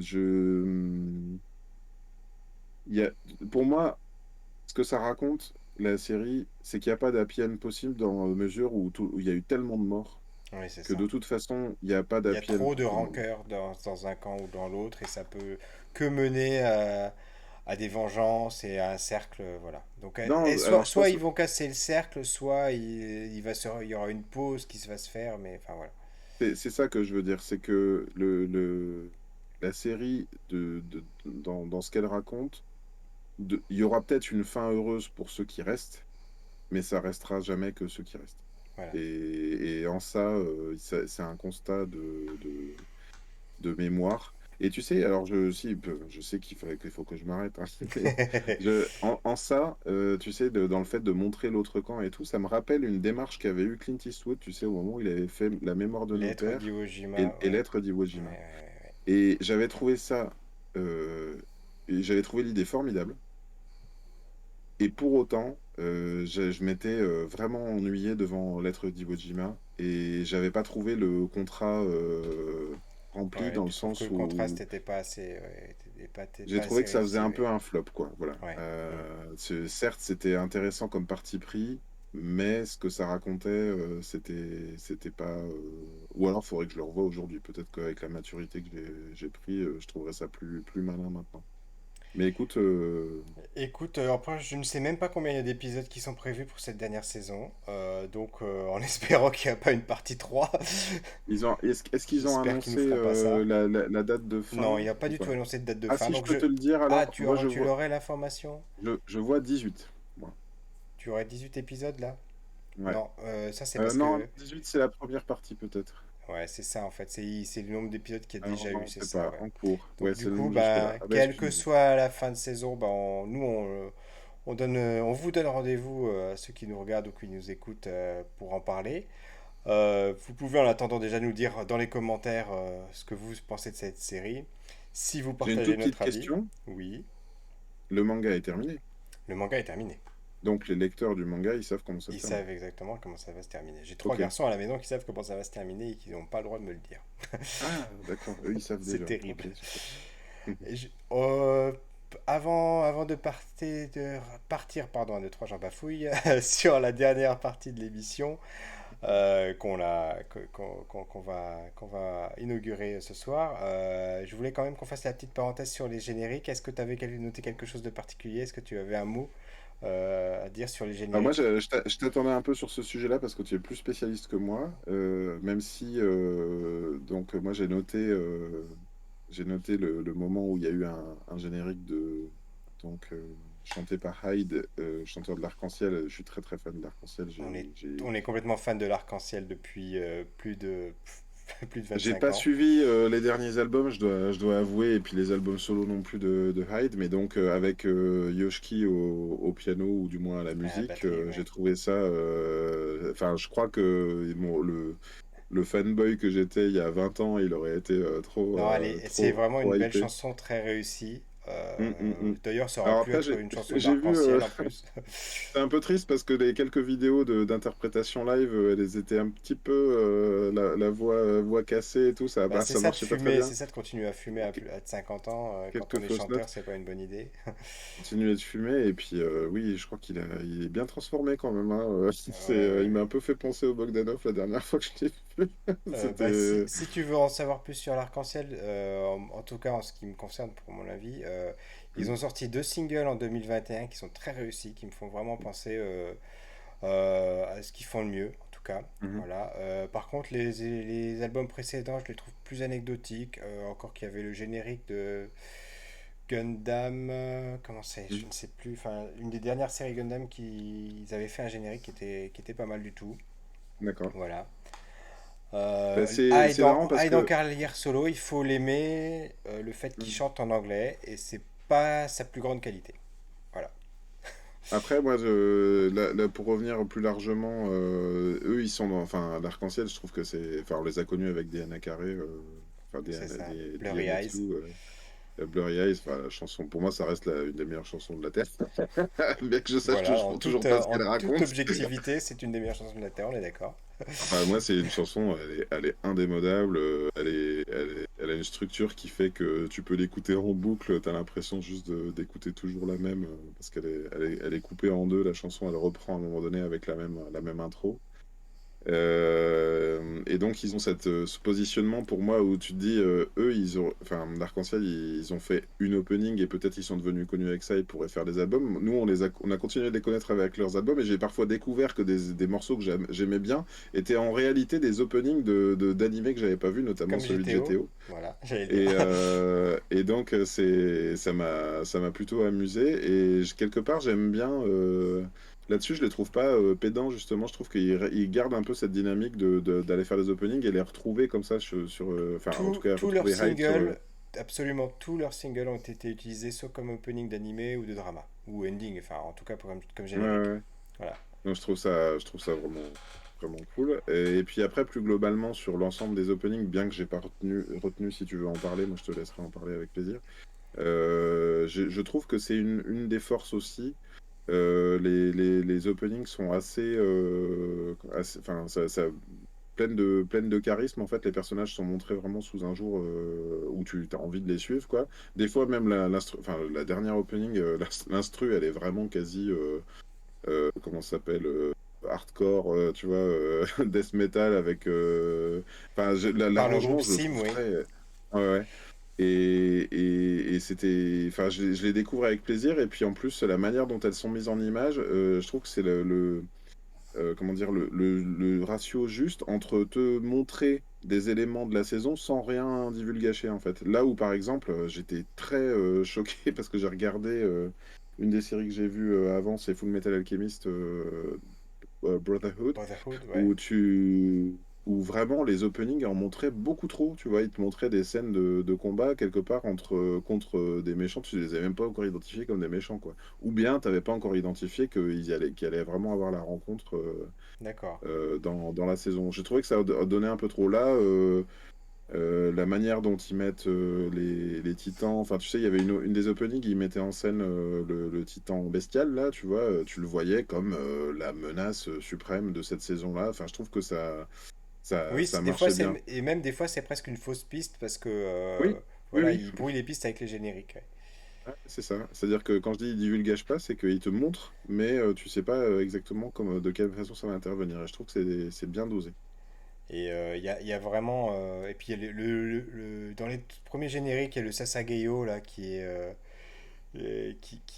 chanté et qui est repris enfin qui est presque à même musical qu'on retrouve sur les réseaux sociaux et que de la même façon que le générique de la première partie de la saison 4 avec le la la la la la li, la, ta, la, li, li, li, la, c'est devenu quelque chose enfin, qui est tout de suite reconnaissable et qui est unique quoi et qui a complètement, je pense, bouleversé la façon dont c'est appréhendé les génériques, en tout cas pour le public occidental, quoi.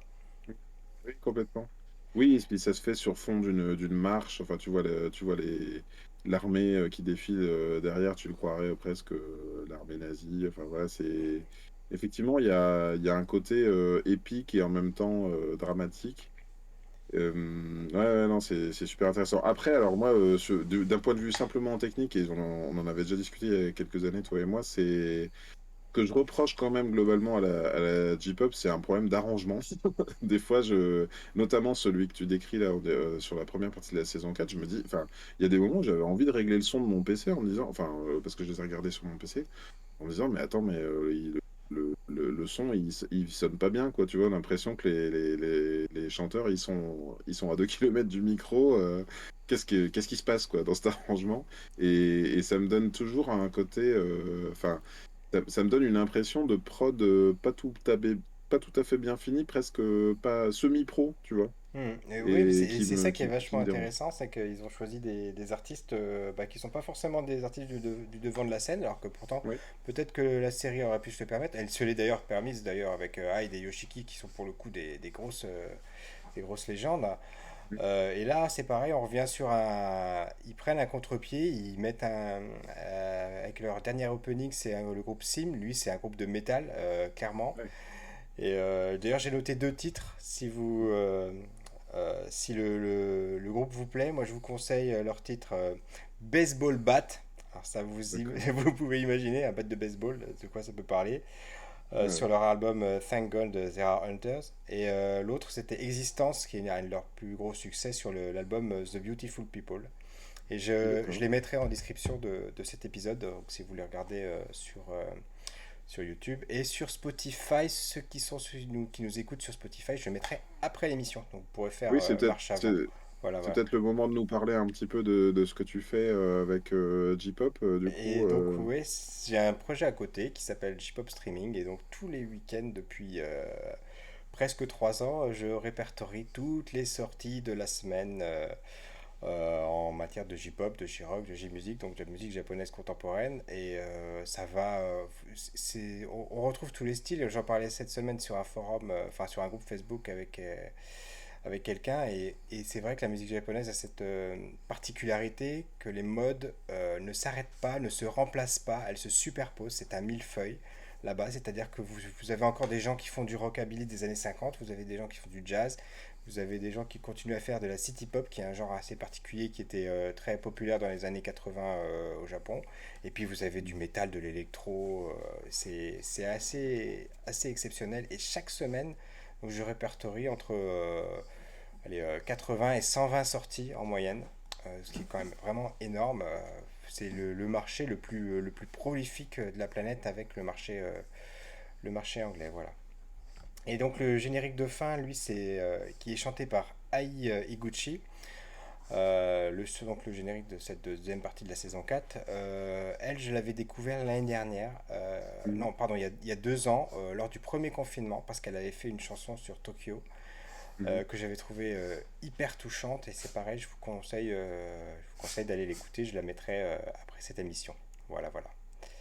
Super Euh, intéressant. Écoute, ça on... me permet Oui. et je pense qu'on pourra en mettre le lien. Ça me permet de faire un petit. Je voudrais vous parler à ce sujet-là. Tu sais, enfin, moi, j'ai toujours trouvé que que le J-Rock avait une tonalité particulière sans trop savoir pourquoi. Et il y a un guitariste que je suis sur YouTube qui s'appelle Florent Garcia, qui fait, donc lui, il est musicien, il fait ses propres morceaux sur Instagram et tout. Florent Garcia, donc. Et en fait, sur YouTube, il fait des vidéos de vulgarisation musicale. Et il avait fait un épisode consacré. Alors, il y en a plein qui lui a reproché de pas avoir parlé de tel groupe, mais c'est pas trop ça ce qu'il voulait faire. Il cherche pas à être encyclopédique sur les groupes, il cherche plutôt à savoir pourquoi le rock japonais sonne. la musique japonaise sonne typiquement comme de la musique japonaise. Et en fait, il explique dans une vidéo, et j'espère qu'on mettra le lien après, Pierre, Ouais, je l'avais vu cette vidéo. euh, ouais, où il explique pourquoi en fait ils ont, enfin tous les morceaux, bien qu'ils soient orchestrés rock ou ou death metal ou metal, en fait ont une structure particulière venant de leur grille d'accords, en fait, avec des grilles Qui est d'accords qui sont qui typiquement jazz. c'est ça, qui est emprunté au jazz, effectivement. Ouais, c'est ce qu'il expliquait. Et c'est très Voilà, et intéressant et effectivement. on la mettra dans la description pour que vous puissiez aller la voir si ça vous intéresse. Là, voilà. Et donc voilà, c'était ma recommandation de cette semaine. Et toi, est-ce que tu as quelque chose à nous recommander, Eh ben, je toi? vous ai recommandé des musiques, voilà, c'est déjà Oui, c'est pas vrai. mal en tout cas. Et je crois qu'on a retenu tout le monde un petit peu trop longtemps ce soir. On est quasiment à 1h30 d'émission. Voilà, on s'est bien lâché. Pourtant, je pensais pas qu'on tiendrait aussi longtemps sur ce sujet, j'avoue. Peut-être qu'on a aussi fait pas mal de hors-sujets. Écoute, c'est la Euh, passion. et dès l'émission prochaine, on continuera en fin d'émission à vous proposer bah, des recommandations audio, vidéo, en bouquin, voilà, pour que vous puissiez bah, aller plus loin dans l'exploration des multivers. Voilà, voilà. En tout cas, je te remercie d'avoir passé cette soirée encore en ma compagnie. Et Merci à puis, toi parce que je l'ai pas, la 1h30, je l'ai pas eu passer, hein, honnêtement. et on vous donne rendez-vous la semaine prochaine où on ne parlera pas de Bruno. Voilà. De, de C'est tout pour pruneaux? l'indice. On ne On parle, parlera pas de Bruno. on parle de Voilà. pruneaux? De Bruno? De Bruno? Mais non, on n'en parle pas, on a dit. Oh, non. Allez, bonne Très soirée bien. à tout le monde. À très Euh, bientôt. Au à la revoir. semaine prochaine. Et on n'en parlera pas de Bruno, hein. On ne On parlera l'a pas dit de ou pas? Bruno. Non, non, non, non. Non, non, non.